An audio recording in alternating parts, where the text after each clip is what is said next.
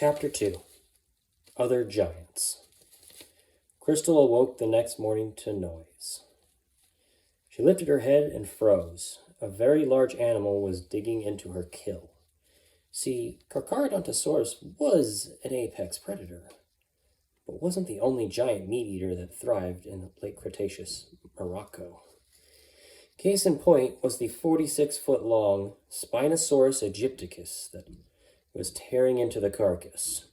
This one was a male named Wade. Normally, Crystal wouldn't take kindly to something else rifling through and eating her food. However, Wade was simply too big to challenge. At nearly twice her length and double her weight, it would be foolhardy to even think of challenging. So Crystal sat there for around an hour until Wade had his fill.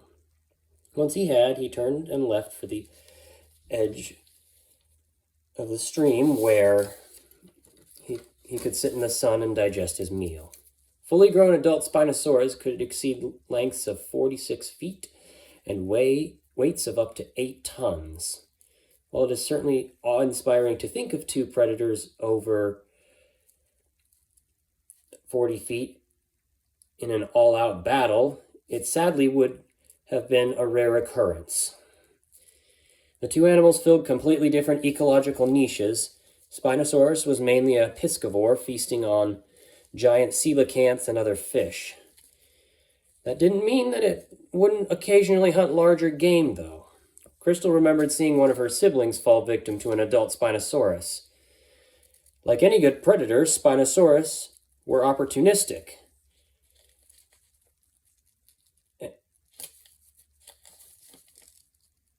And Crystal's kill certainly was an opportunity that Wade would not pass up.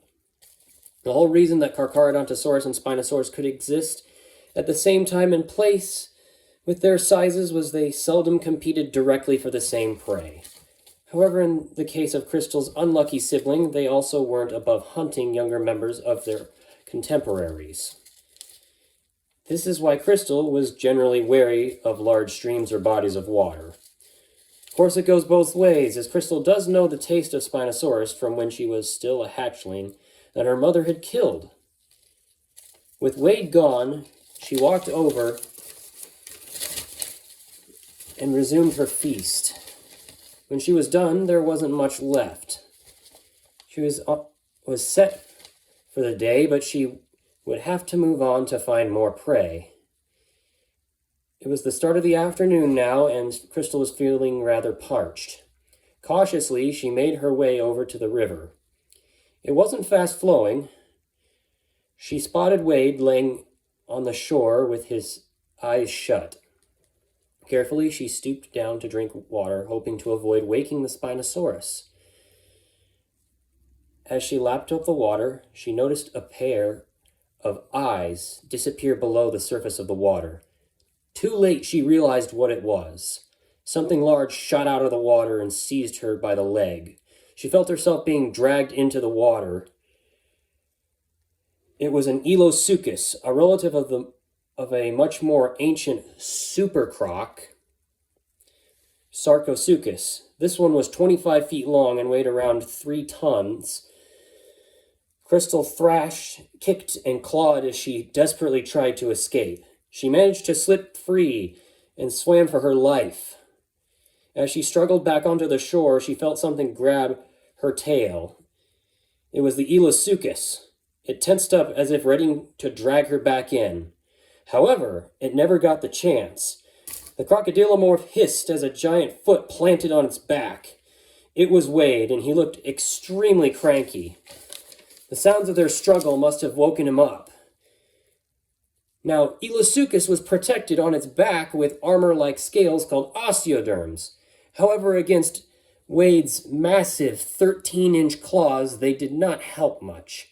Crystal scrambled away as Wade's massive claws shredded through the struggling croc's armor. Dazed and bleeding, Crystal rested about 30 to 40 feet from Wade. She couldn't manage much farther at the moment. Wade began to feast on the now dead Elosuchus.